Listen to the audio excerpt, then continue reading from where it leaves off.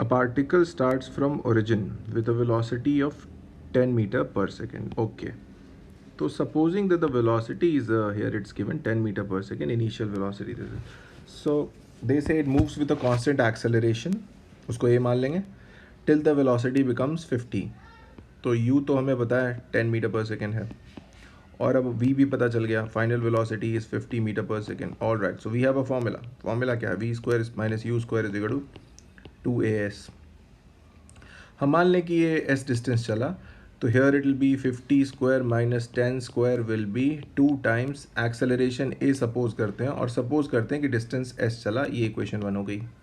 अब इसमें बोला है at that instant the acceleration is suddenly reversed. तो इसका मतलब क्या हुआ कि सडनली फोर्स का डायरेक्शन उल्टा हो गया तो एक्सेलरेशन भी उल्टी डायरेक्शन में लगने लगी. मतलब ये जो a है अब ये माइनस a हो जाएगा. What will be the velocity of the particle when it returns to the starting point? तो अगर वो उल्टा चल के सेम डिस्टेंस आया है तो डिस्प्लेसमेंट भी माइनस एस होगा. फॉर्मूला वही का वही मेंटेन करूँगा.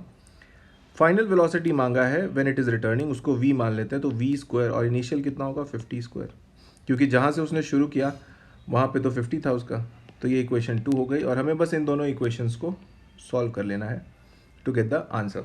As you can see here clearly दोनों इक्वेशंस इक्वल होने चाहिए. So that will be 2500 minus 10 square 100 should be equal to v square minus 2500. क्यों कह रहा हूँ? क्योंकि this thing is 2as, this thing will also be 2as, यानी कि दोनों इक्वेशंस आर म्यूचुअली सेम है ना. तो देयरफॉर क्या आ गया? v square will be I believe यहाँ पे 2400 और 2500 को जोड़ना होगा. Therefore final velocity will be √49 मतलब 70 metre per second. That has to be your final answer, 70 metre per second. Option कोई है ऐसा? बिल्कुल है. Option number 4 as you can see is 70 metre per second. Very simple question. Thank you.